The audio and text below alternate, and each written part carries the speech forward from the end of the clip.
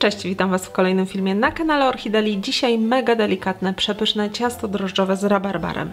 Do jego przygotowania możecie użyć oczywiście dowolnych owoców, również tych mrożonych. A ciasto jest puszyste i delikatne. Dzięki sporej ilości masła w przepisie jest mega mięciutkie i bardzo elastyczne po upieczeniu. No i też długo pozostaje świeże.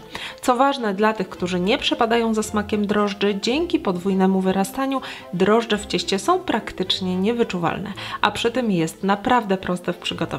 Jestem przekonana, że jeśli raz spróbujecie, to się po prostu zakochacie. Dokładny przepis znajdziecie na orchideli.com. Link do przepisu umieszczam w opisie pod filmem.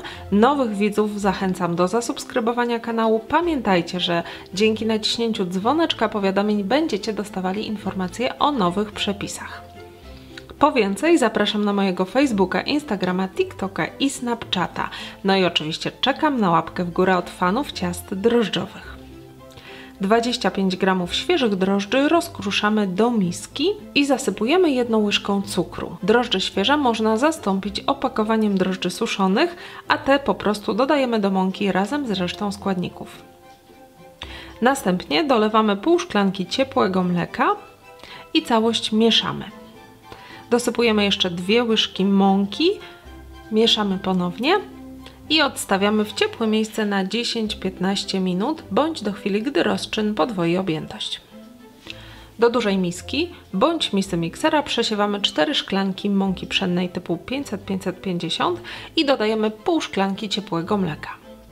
3 jajka, pół szklanki cukru, 1/4 łyżeczki soli, roztrzepujemy lekko widelcem, po czym dolewamy do mąki. Dodajemy jeszcze wyrośnięty rozczyn i ciasto wyrabiamy przez 5 minut. Następnie dolewamy 120 g masła wcześniej rozpuszczonego i przestudzonego i kontynuujemy wyrabianie kolejne 5 do 10 minut. Gotowe ciasto przykrywamy ściereczką i odstawiamy w ciepłe miejsce na godzinę, bądź do chwili, gdy podwoi swoją objętość. Następnie ciasto krótko mieszamy i przekładamy do wyłożonej papierem blachy o wymiarach mniej więcej 24 na 35 cm. Około pół kg rabarbaru myjemy i kroimy na 1-2 cm kawałki. Jeśli rabarbar ma ładną skórkę, nie ma potrzeby go obierać. Pokrojone kawałki układamy na wierzchu ciasta i całość odstawiamy na 30-40 minut do ponownego wyrastania. W międzyczasie robimy kruszonkę. 2/3 szklanki mąki, 1/4 szklanki cukru i opakowanie cukru waniliowego, 50 g miękkiego masła wrzucamy do miski i mieszamy palcami do powstania ładnych grudek ciasta. Gdy ciasto wyrośnie, wierzch posypujemy kruszonką i ciasto wstawiamy do piekarnika, wcześniej nagrzanego do 180 stopni, na drugi poziom od dołu.